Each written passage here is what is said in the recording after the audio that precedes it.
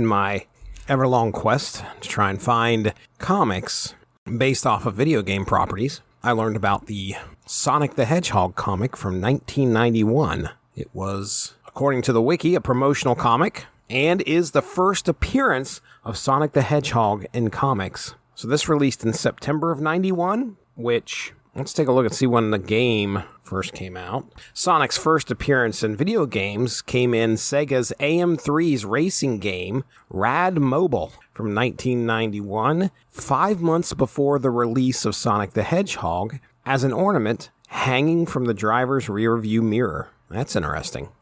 So yes, it was a pack-in game with the Sega Genesis. Let's talk about this comic. I'm going to experience it here with you as we look through it together. The front cover of Sonic the Hedgehog looks very much reminiscent of the game. You've got the checkerboard track with a loop there in the track. We have a column in the middle, I think it's like the second stage of the first game. That's what it reminds me of. It reminds me of the Marble Zone.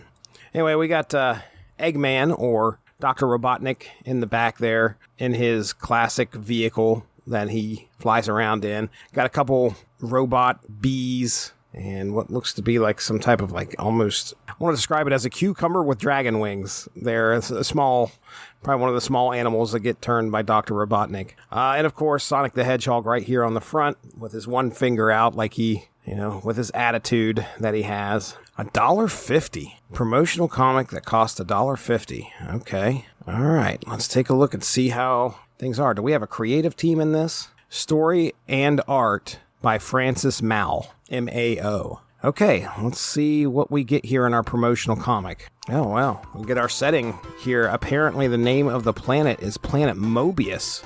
So our first scene is Sonic running away from some of the turned animals and pretty much what looks to be the first level boss, where Robotnik is swinging a large wrecking ball. He's chasing after Sonic, and Sonic takes off with his super speed.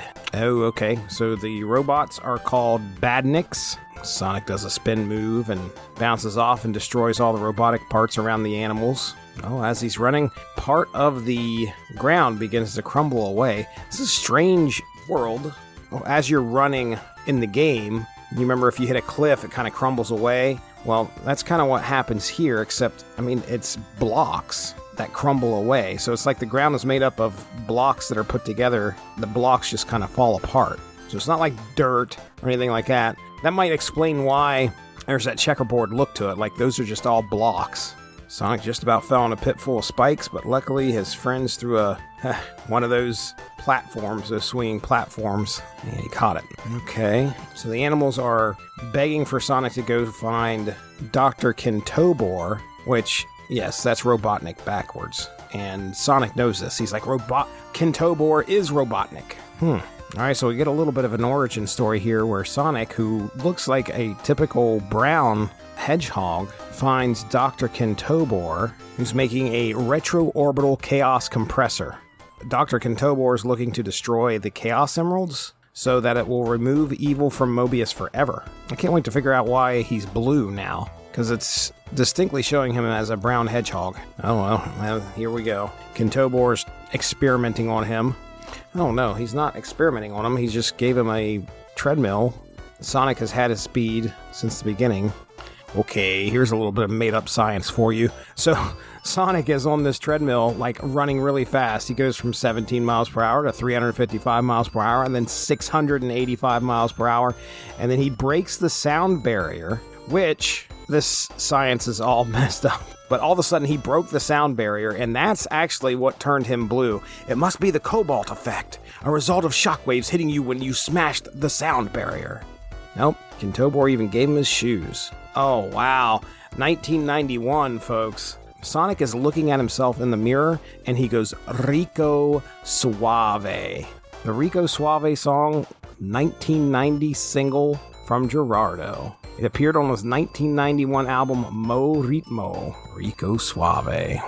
Well, it came in at number 100 on VH1's 100 Greatest Songs of the 90s.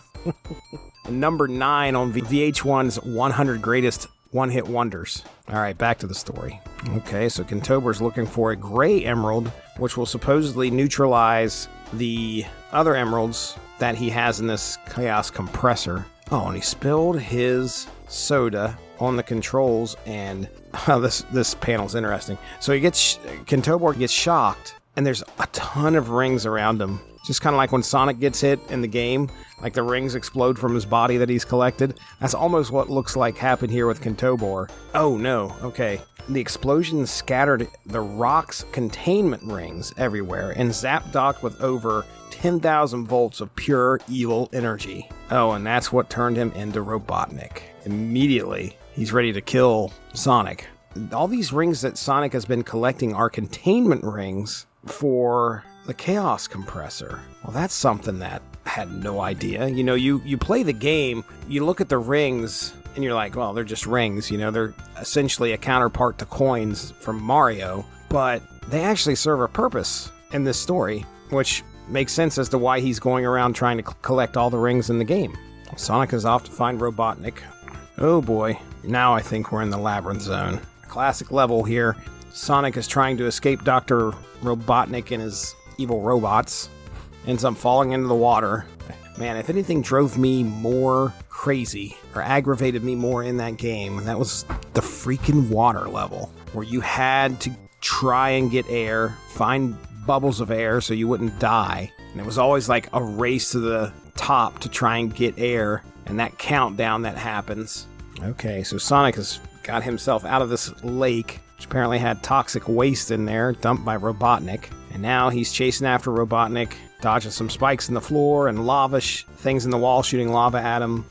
Oh, okay, so we're heading into another level here, and they actually mentioned it. He upset that Sonic has one of the Chaos Emeralds. I'll get it back from him by luring him into the Starlight Zone. No. Oh, we got another pop culture reference here in this book. One I wasn't expecting. So Sonic has made his way into Dr. Robotnik's lab, and he finds a pig that's strapped to this conveyor belt. Sonic says, "It's Porker Lewis." Folks, any of you that are probably under the age of 30 may not remember a show called Parker Lewis Can't Lose. The show aired on Fox from September of 1990 to June of 93. Parker Lewis Can't Lose, starring Corin Nemec. The series depicts the tribulations of the title character Parker Lewis, a Santo Domingo high school student for whom nothing is impossible. It was strongly influenced by the feature film Ferris Bueller's Day Off, and that's true. Definitely can tell the parallels there. So Porker Lewis here, Porker Lewis, is about to get, he's on this conveyor belt with a saw blade.